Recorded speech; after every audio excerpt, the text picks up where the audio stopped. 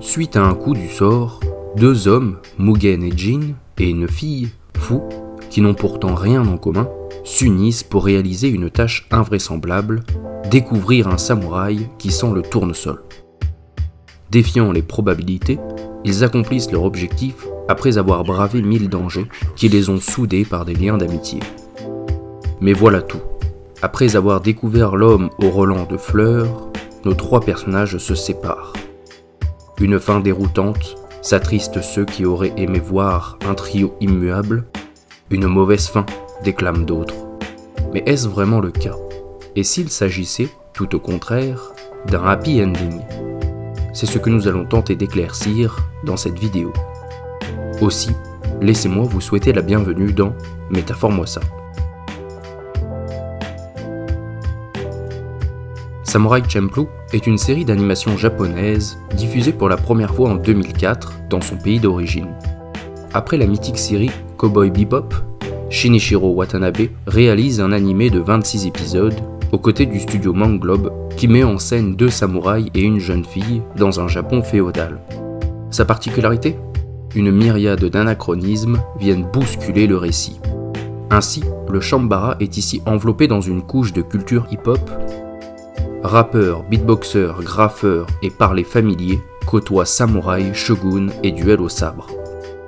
Ce mélange des cultures se retrouve jusque dans son titre, Champloo étant inspiré de champuru, un plat d'Okinawa composé de plein d'aliments.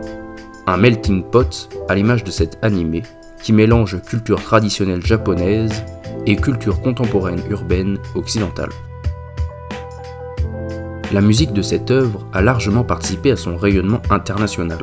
L'on y retrouve de nombreux artistes, dont Force of the Nature, Fat John, le regretté Nujabes, ou encore le rappeur japonais Shingoku.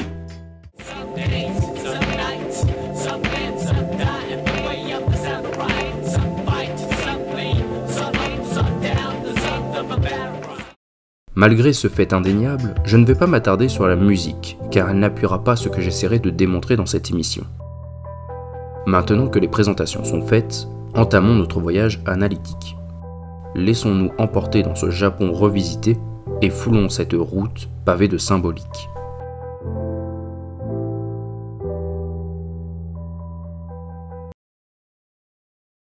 Avant tout, il me semble essentiel d'aborder l'analyse des personnages en eux-mêmes, puisqu'ils sont à eux seuls vecteurs d'une grande partie du message de Samurai Champloo.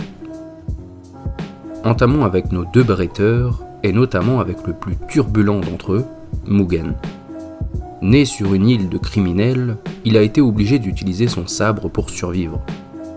Vagabond animé par le défi, il déclare lui-même « Si je suis là, c'est pour gagner des combats ». Son unique but s'avère basique, combattre les meilleurs sabreurs du Japon. Vulgaire, énergique et agité, Mugen use d'un style de combat intégrant des mouvements de capoeira et de breakdancing, employant aussi bien son sabre que ses pieds. Dans le générique, le coq caractérise Mugen, un animal fier et agressif qui cherche à se battre. Animal solaire, le coq annonce le lever de l'astre du jour. Dans la mythologie japonaise, l'ancêtre du coq, par son chant, fait sortir Amaterasu, déesse du soleil, de sa grotte. Le vêtement rouge de Mugen corrobore cet aspect solaire, lumineux, et rejoint l'élément du feu. Le feu incarne la témérité de Mugen. D'ailleurs, dans le Godai, les 5 éléments japonais, le feu prend la forme d'un tétraèdre, d'un triangle. Intéressant, lorsqu'on sait qu'un triangle orne le dos de Mugen. Cette figure géométrique, au Japon, symbolise également l'écaille, notamment celle du dragon, qui incarne la protection. Son nom, dans le parler du pays du soleil levant, signifie infinité, perpétuelle et surtout illimité ou sans limite. Un nom qui sied parfaitement au caractère belliqueux de notre personnage, en quête d'un défi sans fin. Jin, quant à lui, est un ronin, un samouraï sans maître. Nous apprenons durant le récit qu'il a été trahi par son maître et qu'il a été contraint de le tuer. Bien plus mesuré que son compère, il se bat pour la justice et pour protéger les innocents. Dans cette optique, Son nom implique le fait de prendre soin des autres, d'être amical, compatissant et prévenant envers toute chose sans égard pour soi-même. Vêtu de bleu, Jin porte symboliquement sur lui la patience, la solitude, mais aussi l'eau et le milieu aquatique. Il n'est donc pas étonnant d'observer une carpe à ses côtés dans le générique. Animal de persévérance, il remonte les cours d'eau comme il surmonte les difficultés.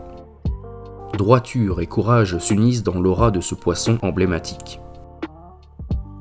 Les formes rhombiques, proches du carré, qui parsèment son Aori, impliquent des aspects tels que l'harmonie, l'union et la stabilité.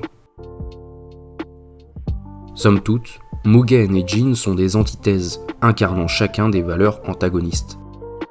Et tous deux accompagnent notre troisième personnage, Fu, une jeune fille à la recherche du samouraï au tournesol, personnage qui n'est autre que son père qui les a délaissés, elle et sa défunte mère.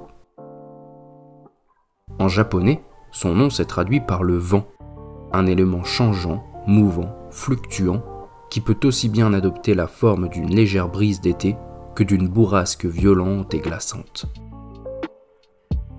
Fu est donc une indomptable qui va chercher en Mugen la sécurité et en Jin la stabilité. Reprenons à présent l'histoire de l'anime. Condamnés à mort dès le premier épisode, Mugen et Jin se voient secourus par la jeune Fu en échange d'une promesse de leur part. Ils doivent l'aider à trouver le samouraï au parfum de tournesol. Leur voyage pour découvrir l'identité de ce fameux guerrier se scinde en épisodes quasiment tous indépendants les uns des autres. Certains épisodes font bien évidemment avancer l'intrigue, développant les personnages et relatant leur passé.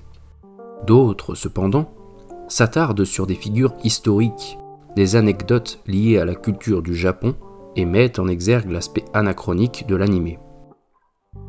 L'on regarde, médusé, un match de baseball insensé, un duel de graffeurs, une caricature d'apocalypse zombie. Si c'est toujours avec humour que ces scènes s'enchaînent, elles aboutissent pour la plupart sur une leçon de vie. Tranchant avec ce ton, l'intrigue principale se révèle autrement sérieuse et grave. Nos héros finissent par découvrir le nom du samouraï recherché, le père de Fu, ainsi que l'endroit où il se terre. Ce dernier est lié à une révolte historique qui fait de lui un criminel recherché par le gouvernement.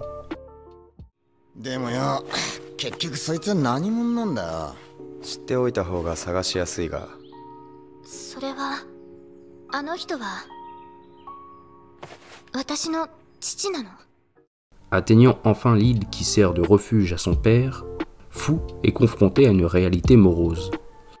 Les champs de tournesol, d'une lumière éclatante dans son souvenir, sont ici fanés, et son père, mourant, est alité. La désillusion la frappe de plein fouet.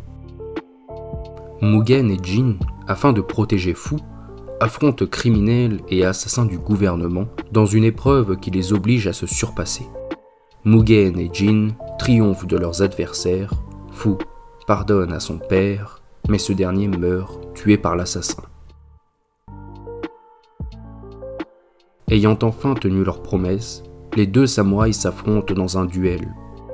Le premier coup de sabre brise leur lame et tous deux s'effondrent, éreintés.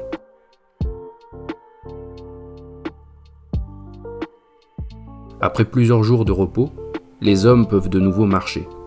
Arrivés à un carrefour, les trois personnages empruntent chacun une voie différente, mettant un point final à leur aventure. Maintenant que l'histoire a été résumée et que nous avons abordé la symbolique autour des personnages, il est important de prendre du recul sur ce récit pour en comprendre son premier message. C'est le voyage qui compte, non pas la destination.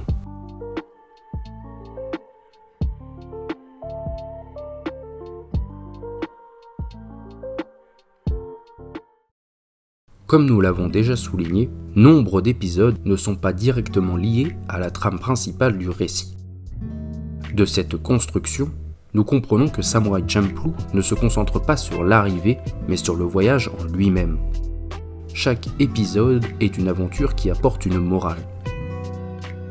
Ainsi, Le deuxième épisode met en scène un humain au visage difforme, surnommé pour cette raison l'ogre.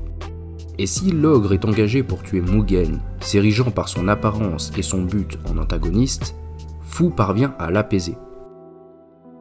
Pour cela, elle franchit la barrière qu'est sa laideur pour observer son cœur et la tristesse qui s'y agrippe fermement. L'épisode nous enseigne que la colère cache parfois un plus grand chagrin encore et que l'apparence ne définit pas le cœur. De plus, si Fu parvient à comprendre l'ogre, c'est pour mettre en avant sa capacité à comprendre Mugen et Jin, deux criminels solitaires en surface. Durant un autre épisode, Jin tombe amoureux d'une femme qui entre dans une maison close à cause de l'endettement de son mari. Le héros fait face au déséquilibre qui fracture la société. Face à cet affront, Jin s'efforce à rétablir la justice. Cette péripétie s'achève sur un soleil rayonnant, là où il pleuvait jusqu'alors. L'espoir renaît suite à la bravoure de Jin. La plupart des épisodes annexes, par rapport à la quête du samouraï au tournesol, reflètent le même schéma, la même construction. Au-delà du but fixé pendant un voyage, l'important est de savoir avec qui nous avons envie de faire ce voyage.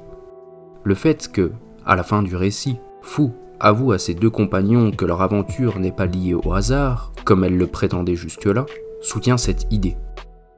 Elle admet avoir menti sur le résultat du pari, une pièce jetée en l'air pour savoir s'ils allaient débuter ce voyage côte à côte. C'est elle qui a choisi de les réunir, pas le hasard. Himawari no nioi no suru samurai datte. Himawari ni nioi nado nai. Dakara, sonna samurai wa sonzai shinai tte koto ja nai no kai? Peut-être que ce samouraï qu'ils recherchent n'existe pas. L'objectif de nos héros semble impossible, invraisemblable, chimérique. Pourtant, tous trois se lancent dans l'aventure. Une façon de plus pour nous montrer que l'essentiel d'un voyage réside dans le chemin que l'on emprunte, dans le fait de se lancer, de poursuivre un but, et ce, qu'importe sa nature. L'essentiel est d'avancer. Et si nos trois personnages vont tirer de nombreux enseignements de cette épopée, ils vont également apprendre à se connaître eux-mêmes.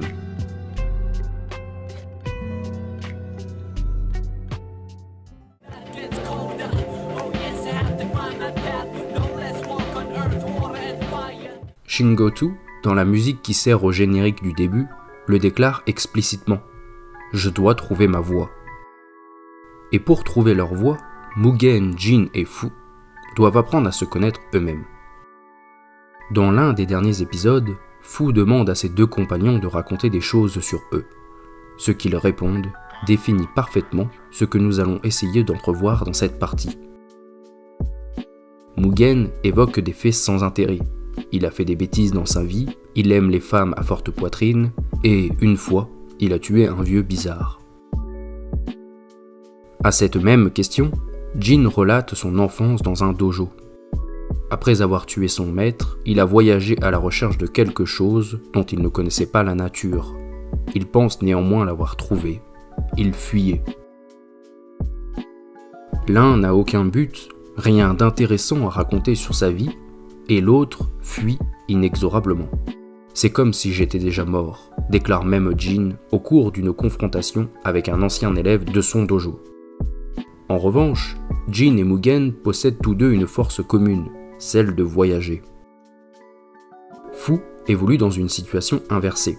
Elle possède un objectif bien précis, mais avoue ne pas avoir eu le courage de prendre la route. Et ce, jusqu'à les rencontrer eux, ces deux hommes qu'elle surnomme ses gardes du corps. Fu n'a qu'un souvenir flou et lointain de sa vie de famille. Nous pourrions dire qu'elle n'a en cela pas de passé, ce qui justifie sa quête. Elle cherche ses racines, à renouer avec son père disparu. Mugen et Jin, eux non plus, n'avaient pas de racines. En effet, ils n'ont pas connu leurs parents, ou très peu pour le cas de Jin. Ils ont grandi et vécu par leur sabre.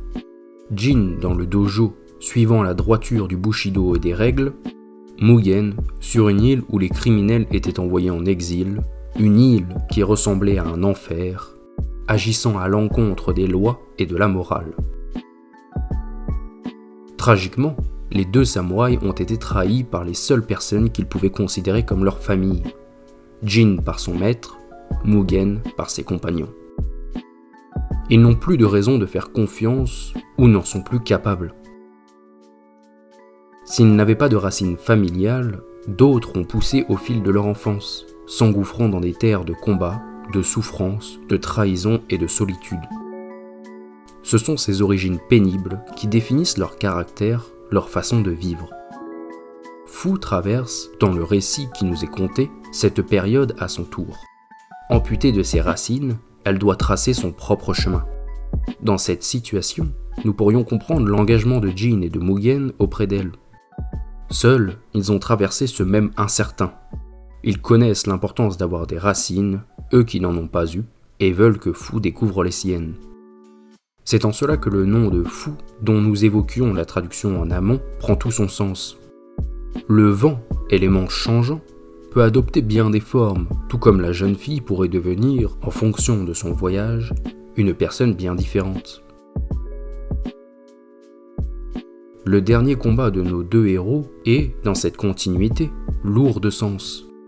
Rattrapés par leur passé, pour Mugen par des hommes dont il a ruiné la vie, et pour Jin par l'homme qui a ordonné à son maître de le tuer, ils sont contraints de dégainer leur sabre. Ils affrontent leur passé, forts de ce qu'ils ont appris durant la quête du samouraï au tournesol.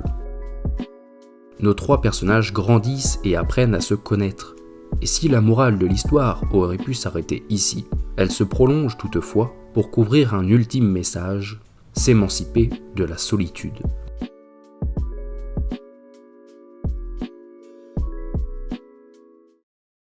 Lorsque les personnages se présentent à nous, au commencement du récit, la solitude les caractérise. Si Mugen et Jin rencontrent du monde, ils voyagent seuls, ce qui se justifie par les trahisons qu'ils ont connues et la perte de confiance en autrui qui s'ensuit. Une chanteuse itinérante affirme ne ressentir que de la haine et de la colère en Mugen. Il n'a jamais été aimé, devine-t-elle. Voilà ce qu'il pourrait rechercher au travers de ses multiples combats et défis. Une gloire qui supplanterait l'amour qu'il n'a jamais reçu. Jin, dans la même optique, avoue ne jamais avoir eu de véritable ami car les autres élèves du dojo le craignaient ou l'enviaient. Finalement, Fu travaille pour un couple de restaurateurs, mais elle est incomprise, captive du quotidien. Au début du voyage, nos trois personnages ne sont unis que par un unique élément, la promesse, c'est-à-dire une sorte d'obligation qui repose sur l'honneur.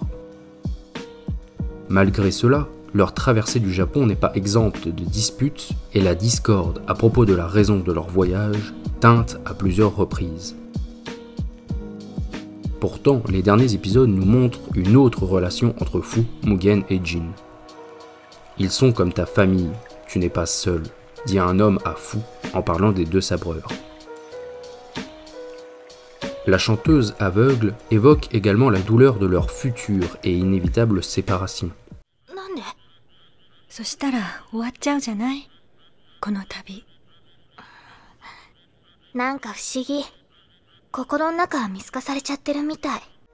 L'ultime duel entre Jin et Mugen achève leur voyage, mettant un terme à tout ce qui maintenait ensemble ces trois personnages.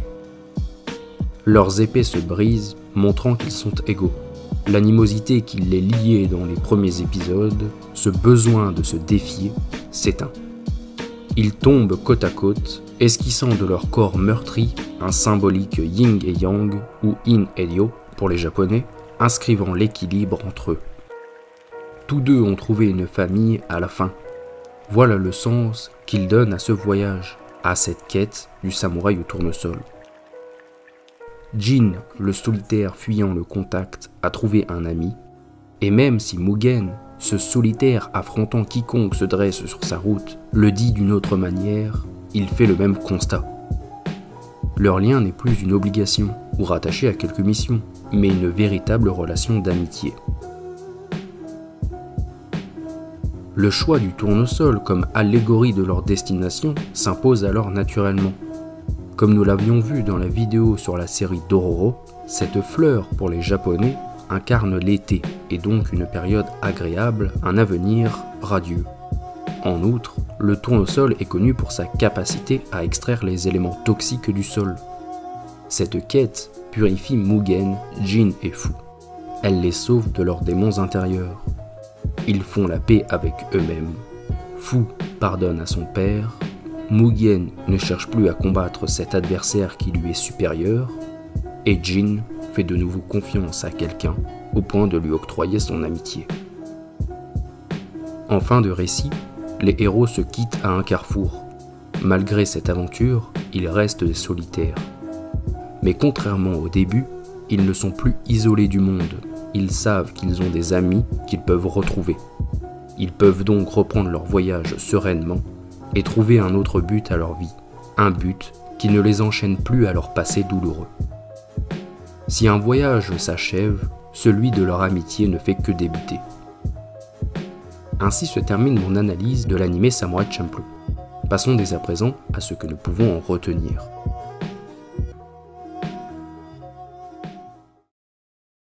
Non, la fin de Samurai Champloo n'est pas triste et encore moins mauvaise. À l'image de ses musiques, d'un genre lofi hip-hop, l'ambiance de la fin se pare d'un calme apaisant, réjouissant et inspirant.